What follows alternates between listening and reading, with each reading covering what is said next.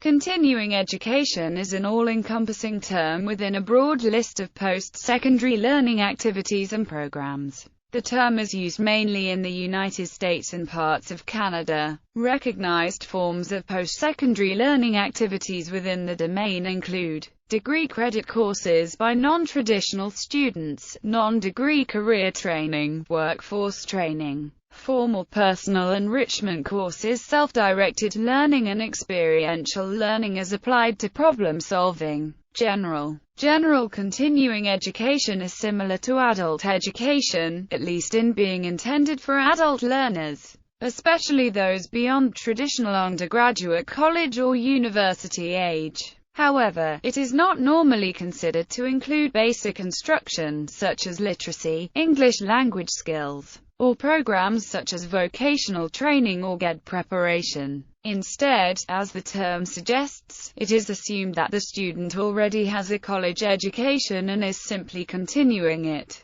Frequently, in the United States, continuing education involves enrollment in college, university credit-granting courses, often by students enrolled part-time, and often offered through a division or school of continuing education of a college, university known sometimes as the University Extension or Extension School. Also frequently in the U.S., it can mean enrollment in non-credit granting courses, often taken for personal, non-vocational enrichment. Also, in the U.S., many such non-credit courses are offered by community colleges. The University of Wisconsin-Madison, in 1907, was the first academic institution in the U.S. to offer what today would be considered an identifiable continuing education program. The New School for Social Research, founded in 1919, was initially devoted to adult education. In 1969, Empire State College, a unit of the State University of New York, was the first institution in the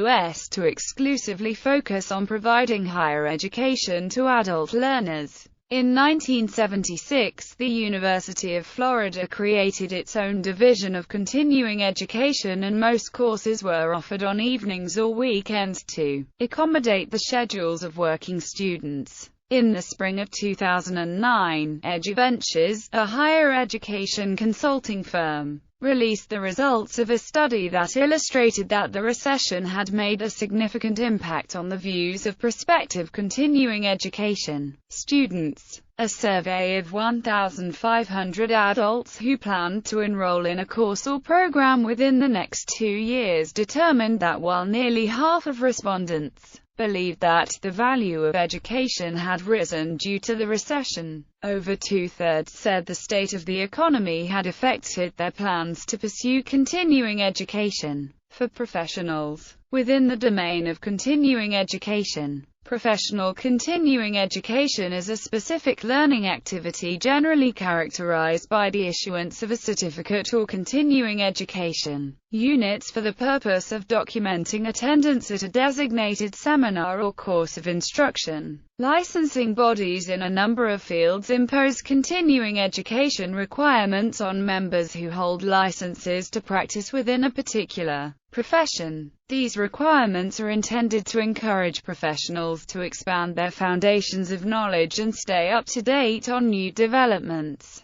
Depending on the field, these requirements may be satisfied through college or university coursework, extension courses or conferences and seminars attendance. Although individual professions may have different standards, the most widely accepted standard, developed by the International Association for Continuing Education and Training, is that 10 contact hours equals 1 continuing education unit. Not all professionals use the CEU convention. For example, the American Psychological Association accredits sponsors of continuing education such as PsychContinuing.com and uses simply a CE approach. In contrast to the CEU, the CE credit is typically 1 CE credit for each hour of contact. Method and format.